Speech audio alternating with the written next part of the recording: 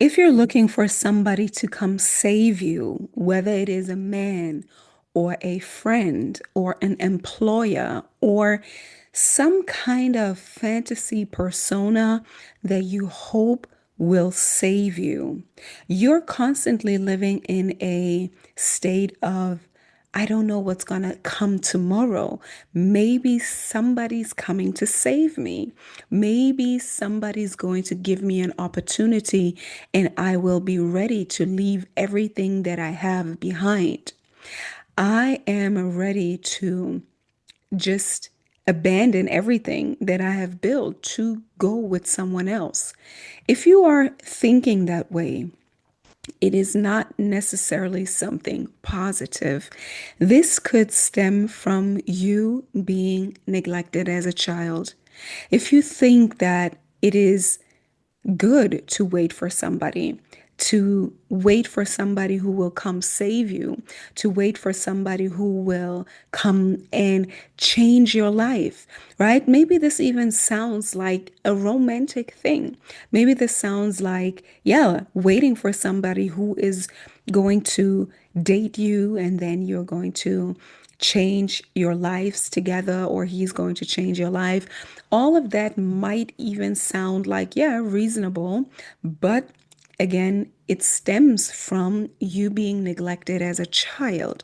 Because when we are neglected as children, when we are left alone, also that I always like to say that it doesn't have to be like this hugely overtly traumatic story, but it can simply be that your parents were busy with their own lives, that they didn't have the capacity or the time or the emotional intelligence to tend to you, to look after you properly, to engage with you and ask you, how are you today? How are you feeling?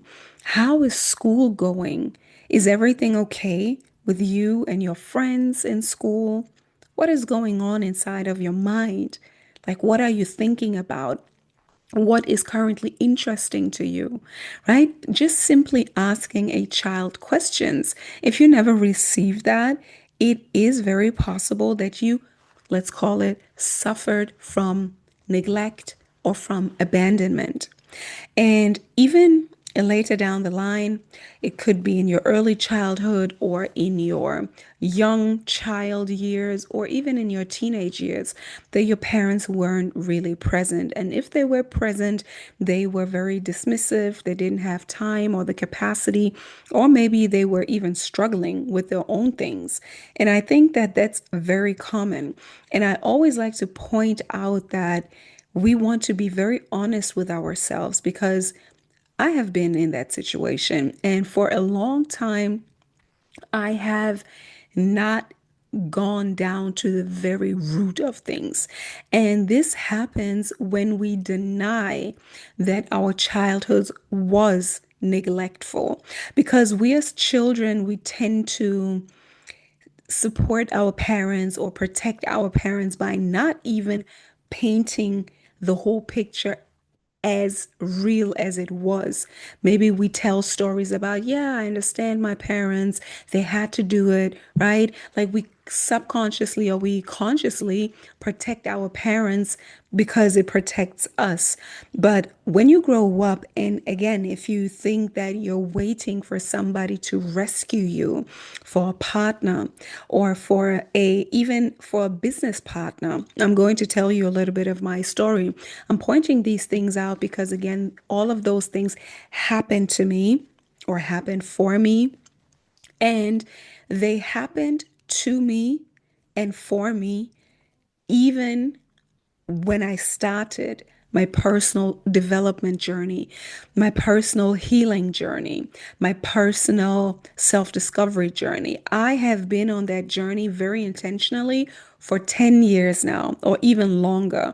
But I have been certified as a dream builder coach, as a transformational life coach for 10 years now. And still, after that, a lot of those patterns manifested, patterns of me hoping that somebody would rescue me. And the first story I'm going to tell is this story of being saved by the millionaire, right? If you're attracted to my content, it's very likely that you're also a beautiful woman, also an educated woman, maybe, right? Even you looking like, yeah, like, of course, I could be the friend, the girlfriend, or the wife, or the partner of this highly accomplished man. In your conscious mind, you think, oh, that's possible. But subconsciously, there's something else going on. Subconsciously means underneath what you can consciously perceive. It is underneath the veil. It is underneath what is conscious, aware to you, right? It is happening automatically without you even knowing. That is why it's so important to do subconscious work. And not only, also, I like to critique talk therapy. I don't necessarily believe that talk therapy gets to the root of things and therefore heals real deep childhood trauma. But I digress from this one right now. And continuing with the storyline of being honest enough with ourselves of what actually happened in our childhood is the first step of healing the wound of neglect, abandonment, which then leads to codependency.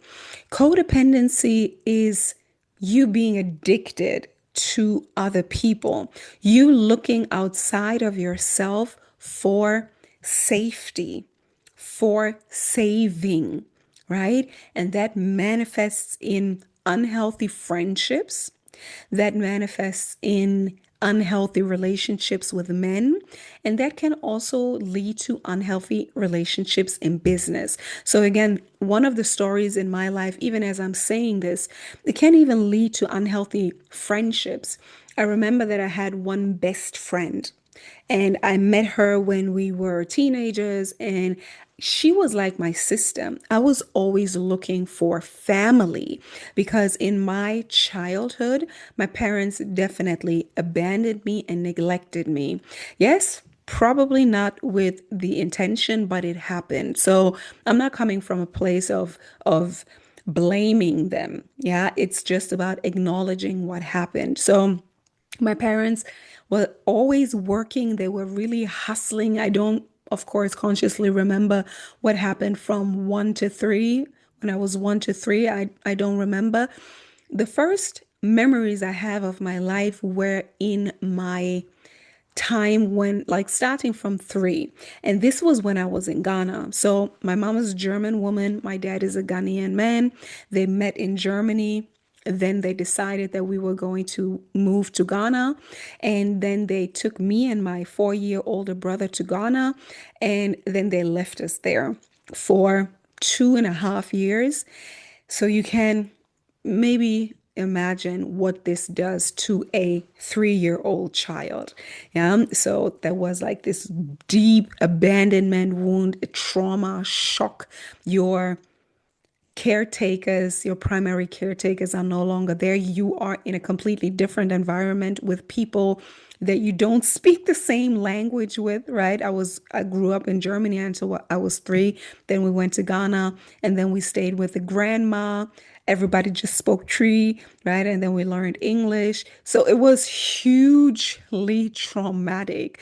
And that was like the one of the deepest imprints I believe happened. And then also later on, and I like to tell the whole story because I want you to reflect on what has happened in your own childhood. So when we came back, like ultimately a few years later, we came back to Germany, and my parents were still in survival mode. They were still hustling. They were still working. My mom was always busy working. My dad was always busy working. He worked the night shift, so he was irritated most of the time. My mom worked all the time. So I definitely felt abandoned and neglected. There was nobody home after school, right? My mom was always working. There was nobody there after school. When in the evening time, when my mom came back, she had to do the household thing and all of that. I think that's a very normal life. that many of us grow up in, right? Me with my 3 year old, like abandonment trauma is a deeper thing. But then the everyday life was still, I felt neglected. I remember that from a very young age. I remember that I was always interested in psychology and in numerology and astrology and spirituality. I was always interested in those things. And that's why I believe that's my higher self who called me to be the wounded healer.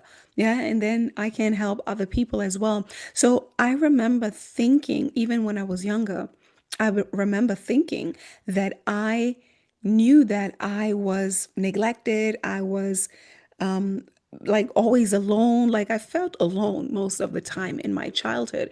And still, I did things that I wanted to do. It wasn't this kind of neglectful life where you feel like your parents have nothing under control or your parents are yeah, drug addicts or the home is always dirty. No, that wasn't the case, right? My dad drank, yes, but I definitely wouldn't say he was an alcoholic. My mom, she had her things together. Like she was just working all the time and she didn't necessarily have the emotional intelligence. She also said a few very harmful things to me, like, you're not that beautiful. Then later on, like my mom didn't take time to come to my graduations, not for like secondary school, not for my like A levels or high school, and also not for my university degrees. Like there were some very disturbing things happening.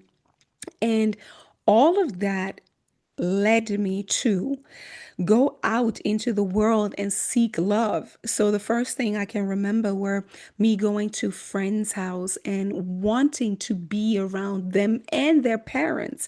I wanted to be around friends who had like parents in the house because I knew that my parents weren't there. It was subconsciously, right? Because a child is looking for guidance. And I also remember that I always wanted to be like friends with older people, also, especially older women. So one time there was my neighbor. She was, I think she was probably young, like in her 20s. I was small. I was maybe, I don't know, 8, 9 something. Yeah, probably something around 8, 9.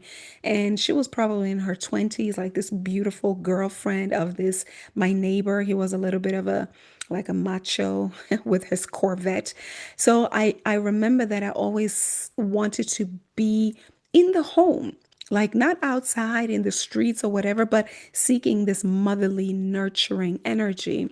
Later on, I also sought out like the bigger sister energy. My brother, he was 4 years older, as I said, and he had those friends two girlfriends, one white, one black, which was also always a topic for me because I'm mixed, mom white, dad black. So I had these two friends, like these two older girlfriends, one white, one black. That was perfect. I love them. And this continued then later on when I was done with secondary school. Until then, I was really like a proper good girl, like always focused on school. I loved going to school also because I knew nobody was home. I felt neglected in the house. I felt always alone. So I actually loved going to school because then I had company. I had my friends there. And when I was done with school, this is when I started being interested in boys. This was when I was 15, 16. This is when I had my first boyfriend.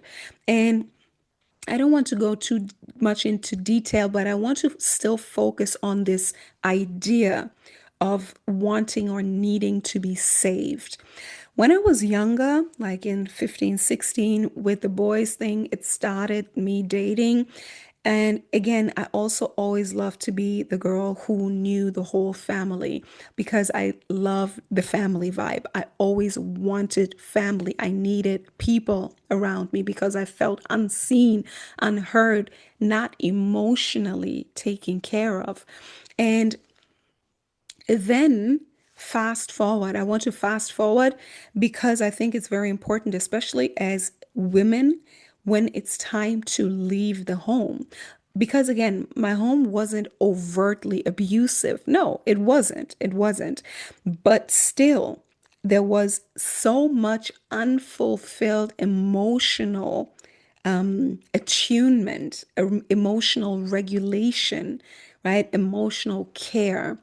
And I remember, especially when it was time for me to leave the home, this was when I really got into the pattern of seeking out a savior. Until then, I actually believed that I was an independent, very responsible, and very sovereign young woman, like that I was standing on my own or that I could handle things. But when things got tough, also with business, especially in COVID times, when things got tough, I saw myself like being very afraid, very fearful, which is no shame. None of this is about shame. I saw myself falling into this pattern of let me date like this rich guy, right? Let me date this famous rich guy, um, because it came from a wound, from a fear of not being able to stand on my own. And this is what I want to tie back into the thing. It's not only about me. I'm just telling you my story so you can relate and you can feel into that if that applies to you too. For me, the most important thing to make clear here is that it is important that we do not neglect or that we do not deny the household that we lived in. Not because I'm not saying that my parents were bad people. I'm not saying that. But this is still what happened. And it took me so much time to actually break very, very deep patterns of feeling safe in myself and not continuing the codependency pattern, because neglect and abandonment in childhood leads to codependency, and codependency leads to you constantly seeking validation from others, you seeking love in all the wrong places. You, as a woman especially, thinking that you will find the savior in a man, that you will find it in a maybe in a rich man, in any kind of man, depending on what your normal is, what you think is normal for you. You will seek. Another example is then another pattern of mine in this codependency thing was me engaging in network marketing. Honestly, till this day, I can't say it's bad or good. For some people, it might work. For some people, it didn't work. But I believe that this is something that is very often found also in groups and also in business groups.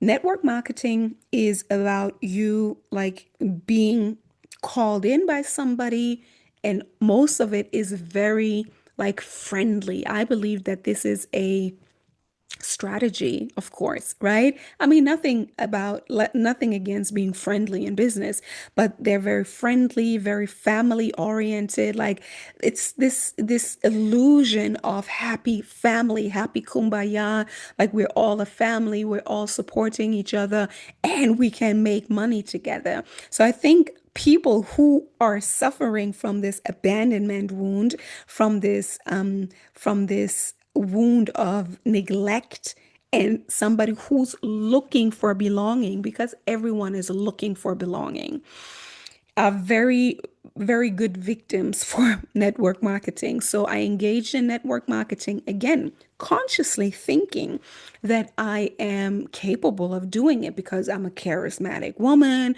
I know I can sell. I want to make money, and I think other people want to make money too. So this was what's consciously going on. Again, consciousness is only 5% of what's actually going on in our whole life system, in our psyche, in our patterns, and therefore what we manifest. 95% is subconscious, meaning it's all of the patterns, even from some people go as far as 7 generations back, right? Imagine 7 generations of women back in your lineage. Great grandmother,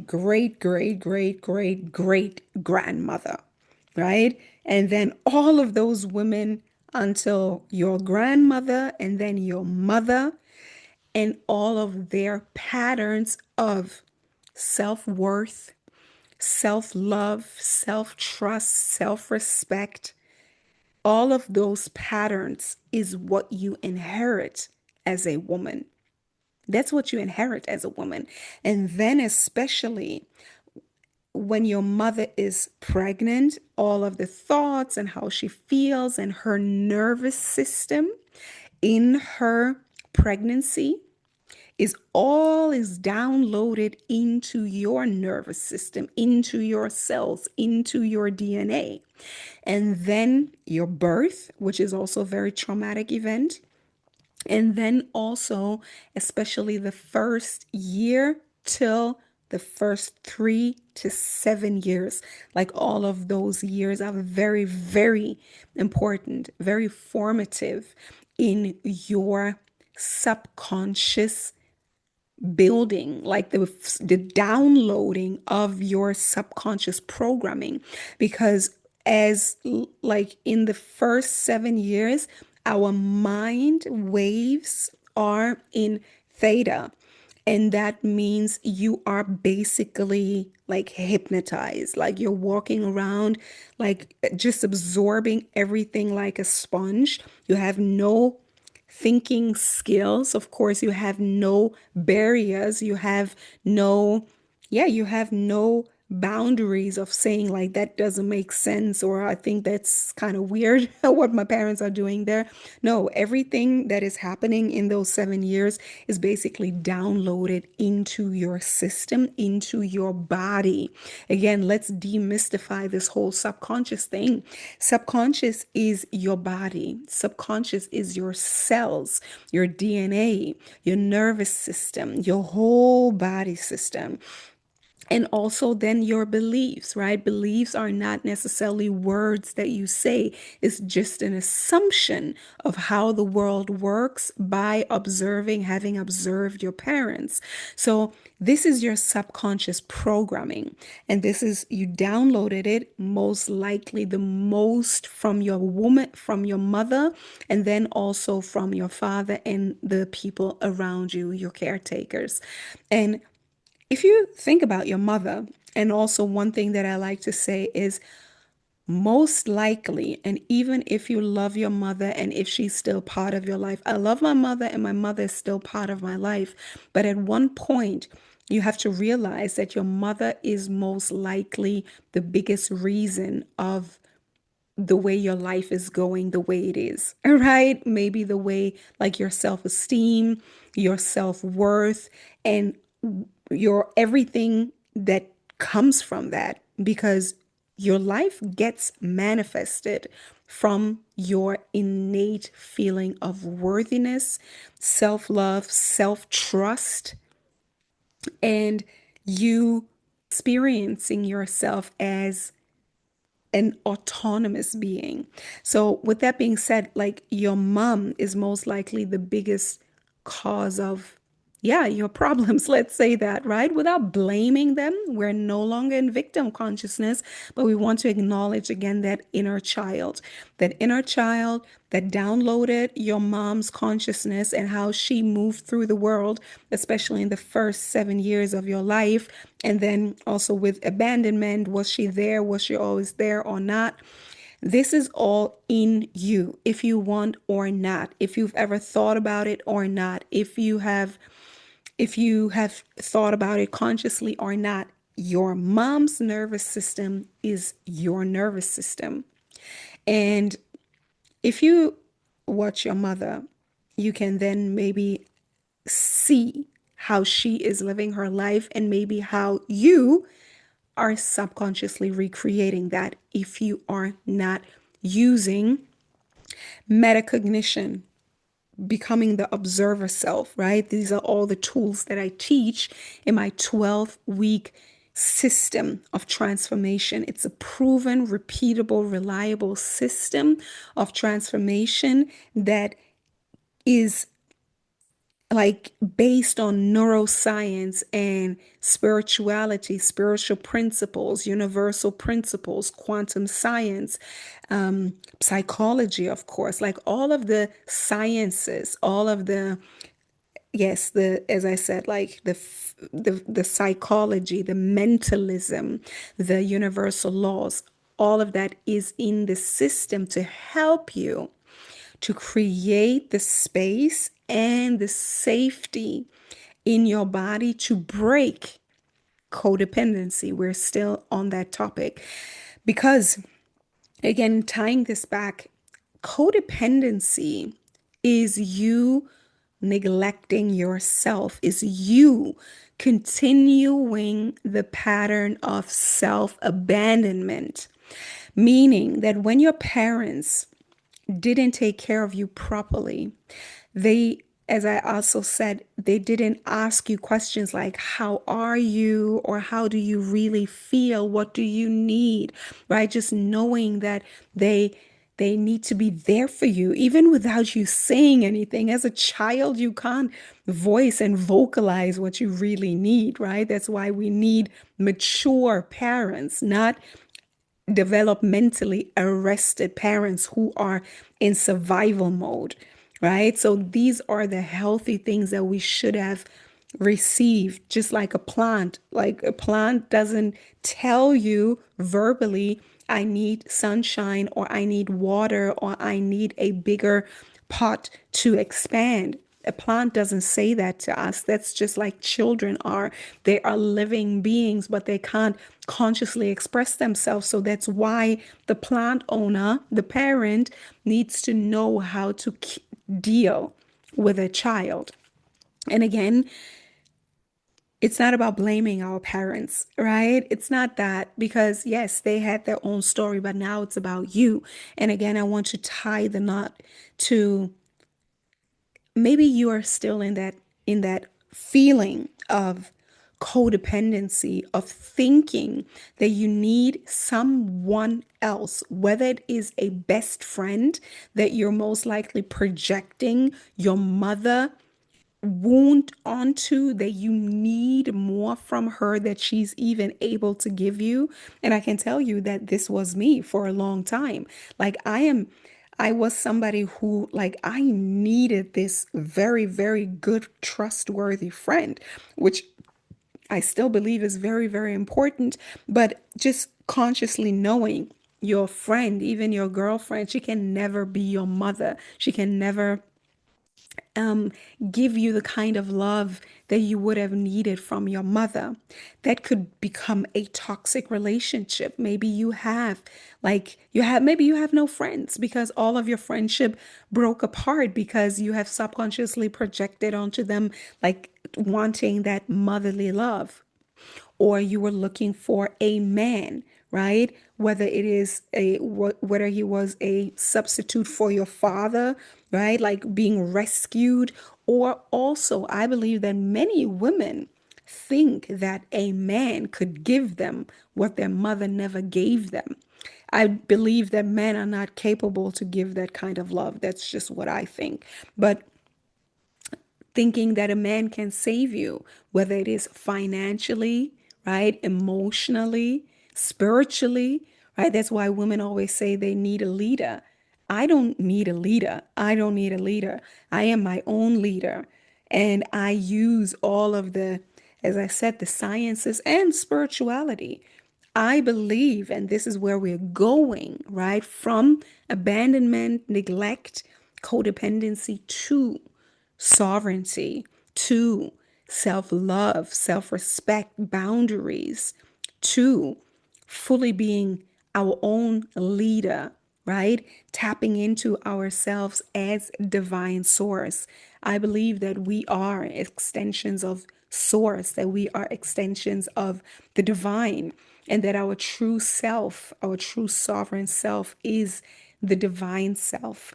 That is who we really are. Consciousness, the I am, right? That is who we truly are. But this self is hypnotized. Like this self is hypnotized by our generational patterns, by generational trauma, especially of abandonment and neglect and abuse in so many other ways, right? And this is why we need to identify that that our inner child was a victim of abandonment and neglect, and that this had effects on us. And you can look down your timeline, your youth, and your early adulthood, and see how that feeling of needing to be validated, right? Overperforming, over giving, being the good girl, having no boundaries, right? Not being able to say no, not being able to assert yourself, not being able to speak up and speak your truth, not being able to voice your needs because you didn't even feel like you had needs, right? This is also manifested as the slave mentality, right? The good girl mentality, the slave mentality, like the doormat, like you are constantly being like looked over. Nobody cared. People exploited you, right? People took what they needed and left you dry, whether it is friends or men or employers or whoever, right? Because this pattern of low self esteem that came from being neglected, of low self worth, that came from being neglected, from low self-esteem, and everything that you need in order to create and manifest the life that you truly desire. All of those things were manifested from in childhood where you were not properly nourished, which is the divine mother love, and also not properly protected, which is the divine father, the masculine love, right? So what we're doing here is basically reparenting yourself. So I wanted to point that out so you know that there is work to do, and the beginning of the work is always in acknowledging our childhood, and also that our parents, yeah, didn't give us necessarily what we needed, not from a place of blame, but from a place of responsibility, and looking at yourself right now where you are in your life and seeing that whatever it is that you have manifested was manifested by your subconsciousness, right? It's not you, it's not your fault. It's your programming. It is your program. It's your subconscious groove, as I like to say, is your subconscious pattern. It's your autopilot. And that autopilot is on I am not enough. I am not enough. I need to constantly prove myself, which leads to burnout, which then spirals back into I am not enough, which spirals into overgiving, also spirals into walking on eggshells, right? Walking on eggshells, always being afraid to speak your mind, never daring to ruffle the feathers, right? And always being afraid to, I always like to say, you are afraid to show emotion, especially heavy emotion, like crying or being angry. That leads to frustration, but then also it leads to shame, right? For wanting more. It leads to guilt, and all like that is a diabolical cycle, right? That is a diabolical cycle. But all of those heavy emotions are inside of you, and because nobody like had the capacity in your life to regulate, because that is very important. Also, co-regulation. Everybody is speaking about regulating the nervous system, right? Regulating the nervous system. If everything would have been perfect in a perfect world, we are not, like we didn't come from that, and that's okay. But usually our nervous system gets regulated by our mother when we cry, right? When we cry, when we feel sad, when we feel angry. This is the time when our mother usually should be there and be like, it's okay. Come here, come on my bosom, and I will hug you and I will show you that you are okay. You're fine. I'm here for you. Everything is okay. I love you and it's going to go away. And that's usually what it is, right? Like when our mother hugs us, or when you watch children today, you can see that when a mother is really regulating her child, the crying will be over soon. But yeah, people used to let their children cry alone, right? Which is very, very bad because this is exactly what it leads to, like children feeling abandoned and neglected, and therefore having an overactive, hyper vigilant nervous system that is constantly in survival mode. And that's what it is. To round this off, if you have had fantasies of being saved, or if you are acting like a man is your savior, or you need to marry up, or you need to do this whole hypergamy thing, all of those fantasies come from being neglected and traumatized, right? So we should not neglect first identifying that, not from a place of victimhood, but a place of, oh, now I know like what happened, and now I can actually course correct. That's how I call it. And this is what I do in my 12-week program. This is a proven, repeatable, reliable system of transformation. And that's not my program. I didn't invent it. I actually, as I said, I started my personal evolution, my personal discovery, personal healing journey, personal development journey 10 years ago because I knew that I didn't want to live like my parents. I didn't want to recreate the life that my parents had. And I knew I was meant for so much more. And this is also where my higher self directed me into the right direction. And this is when I invested to become a certified life mastery consultant and work with my mentor who has been studying all of these different sciences, as I said, for over 40, probably now 50 years.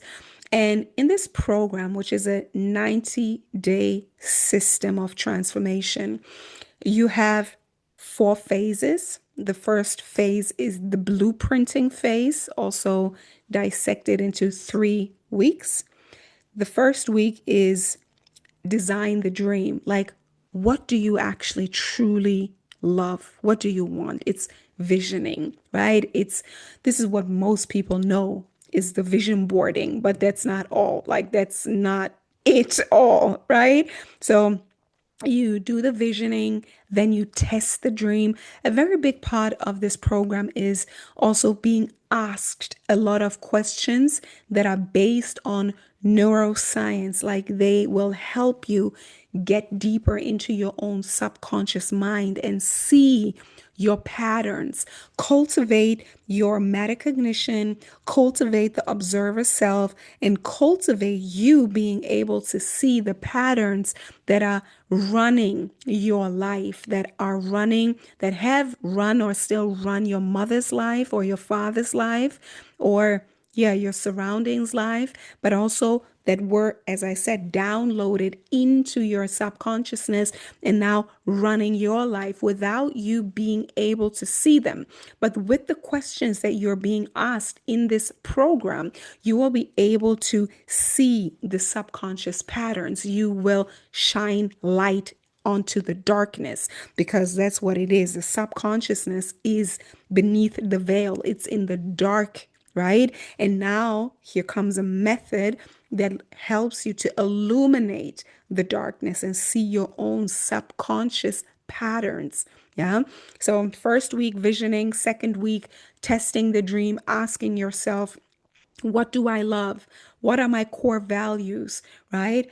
Like, do I have to grow to have the life that I want, right? The relationship that you want, the career that you want, being visible, right? Also the money that you want, all is tied to the same programming, the same system, the same cluster, the same network of trauma, right? It is said neurons that fire together wire together, right? And that is the system and the nervous system, and a traumatized, a hypervigilant, a survival nervous system, which constantly gets triggered into fight, flight, freeze, or fawning. Yeah. So we want to see those things. You get to learn how to see those things by asking yourself these questions. And there's more journaling prompts in the whole system in the 12 weeks. The next phase, the third week, is about increasing your deserving, really working on your deserving, working on your worthiness, working on your self love, which is the foundation of actually embarking on this new journey. Then there's phase two. Phase two is bridging, right? Bridging the gap between the life that you're currently in. And again, you have to be very honest with yourself. Where are you? Healing starts when you are able to acknowledge where you are right now in your life, in your body, in your home, in your job, in your relationships, and be able to feel the pain and feel the heavy emotions that come up when you no longer distract yourself or delay or or freeze or get back into these nervous system overload, nervous system overdrive, hypervigilance, fight, flight, freeze, fawn. When you come into a moment of rest, this is also part of the program. You have meditations and also meditations transcripts. You can read the meditations, you can listen to the meditations. The meditations are also designed for them to go deep into your subconscious mind. It's a certain brain wave frequency, theta, right? So it goes deep into your body, very relaxing, empowering, very gentle, rewiring. Then, as said, the next phase is the bridging phase. And this is where you learn to see like how to rewire from lack to abundance. I always say it's like opening the aperture, because when you're traumatized, you can only do like very short term thinking, and also you only see what is in your direct environment. You can't really see possibilities. This is what happens in the second phase. It's the bridging, and you learn to go from lack to abundance through forgiveness. It's not about like we want to release resentment, right? We want to release, I always like to say, sadness, anger, and frustration, because that is like the levels, right? And sadness is the lowest. Sadness is the lowest. Sadness is it's either love and joy or sadness. And then after sadness, if sadness can't be truly expressed, it transforms into anger. So we want to clear the pipe. We want to clear your channel and to release the sadness and the anger. And it's important for you to acknowledge that it's there, right? So we do that. We release it, not bypass it, but then also forgive, right? Just like Jesus said, forgive them because they didn't know what they did, right? It's like they're still probably also in unconsciousness, right? They're still operating from their own subconscious programming, from their own wounded inner child, from neglect and abandonment, right? So we do not want to blame, but we want to release what was stored in the body, because the body keeps the score. Everything is still in your body. So we want to release it through forgiveness, through forgiveness, through forgiveness, and then activate a new cycle of abundance by seeing ourselves as the source. Seeing yourself as the source. This is the beginning of sovereignty. This is the beginning of magnetism, what people call it these days, right? This is the beginning of you being able to trust yourself and know that everything comes from you. You are the source of your manifestation. You are the source of your manifestation. You are the cause, and your life is the effect. So once you change, your life changes. It's not going to be immediate, but it's going to happen. And that's why this method is so important. It's not just one modality. As you're listening, right? I'm speaking about so many different transformational modalities, and it's important that they're all in it. That's why this is a system, and this system works. The system has helped transform the lives of thousands of people, including mine, for 10 years now.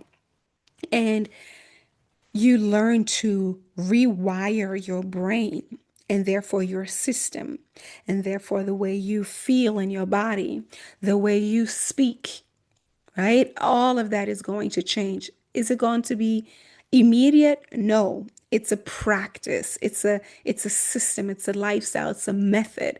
But the beautiful thing is you can always come back to the method. Once you're ready to start and be part of the next cohort, I am opening the doors on July 15th. That's my birthday. And I want to start a group coaching on July 15th. And you will have access to everything that I'm speaking about if it calls you, right? If you feel like you deserve to invest in yourself, you have to feel deserving of investing in yourself. So what else happens? The third phase is the building. This is when you learn to create a safety feeling inside of you, and also look for at least one person that feels safe. In the beginning, I always suggest to choose somebody inside the group, inside the circle, right? Some like me, and not because I want to make you dependent on me. No, I want to give you your power back. I want to give you your autonomy and your sovereignty back. I don't want you to be dependent on me, but I want to teach you the skills on how to build your own, right? How to become independent, interdependent. So support structure is going to be a topic of building. Then it's also going to be about learning how to reprogram the mind in terms of asking yourself more empowered questions. And asking yourself more empowered questions literally helps you to rewire your brain, right? Somebody who is in a victim consciousness tends to ask themselves, why? Right? Why me? Why did this happen again? Why did I attract this abusive guy again? Why is it not working with my friendships? Like, why don't I get ahead in business? Or why am I not being promoted? Or whatever, right? So, why is a very, very low quality question. So you are learning different tools on how to ask more empowered questions. And one of the question is a how question. How can I make more money? How can I get healthier? How can I make the most out of this day? How can I create a trip and make money within that trip, right? Like you ask yourself how, and your mind will literally go and find the solution. Like, how can we make that possible? Your mind is like AI, right? Your brain is like AI. It will search for the solutions. And another good question is what questions? Like what can I do? What can I do now? What can I do in the next 40 minutes to do something for me, right? So, and the last bit is the becoming. So it's blueprinting, bridging, building, becoming. And part of the becoming is also the 4 layers of consciousness, because it's important for us to know where we are. It's another framework. There are 4 levels of consciousness: the victim consciousness, the why me consciousness. Then there is the by me consciousness, which is the masculine. I always like to say it's the masculine energy, it's the force, it's the doing, it's the doing, it's the doing, it's the doing, it's the doing. Most of the time that leads to burnout, right? This is also the workhorse energy where you think like if you just do enough, if you just work harder, if you just put your head down, especially this one, if you put your head down and then do more and overgive and overachieve and prove yourself and fight, right? This is when you get to the land of solution. No, this is when you are burning yourself out. This is another slave mentality, right? It's necessary to be able to do things and accomplish things, yes. But then the next level of consciousness is the through me, which is the feminine. Again, it's a feminine consciousness, is the being a channel. And that's how I see myself. And that's how I believe that this is part of our evolution to become a channel of the divine, to become a channel of good, to become a channel of solutions, to receive, be a receiving station. Yeah. So this is the next level. And then the last level of consciousness is the as me. It's the being the divine. It's what everybody speaks about getting paid to be you, right? But you can only get paid to be you when you have mastered all of the levels of consciousness. Out of the victim consciousness, then hustle consciousness, then more of an integrated feminine and masculine consciousness, and then the as me is really the dance, the feminine and the masculine in perfect harmony. Like that is you. Like you are fully integrated with your spirit. You see yourself as a spiritual being having a human experience, but you also see that there are patterns, right? And it doesn't stop just by us now knowing it. We have to continue working on it like the architect that we are, right? So continue to see, right, the patterns, continue to see the red flags, continue to see also threats, right? Because the brain is wired to see threats. It's not good to only stay in this reptilian fight or flight brain, but we still need it, right? So it's about us really seeing the patterns and then being able to repattern ourselves and all of that, right? Being able to communicate. And this is also the level of awareness where you feel like this is the millionaire stage.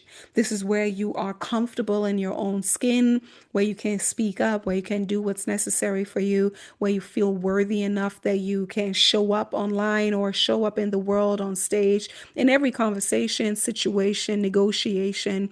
Speak up for your needs. You're in tune with your needs. You know what you love. You know what you want. You know your boundaries. This is where I want to help you get to. Okay. So this is the 90-day program. This is the Wealth Architect. And again, it's a proven, repeatable method of transformation. And the next round starts on July 15th, 2026, as we speak. And I'm looking forward to see you in that.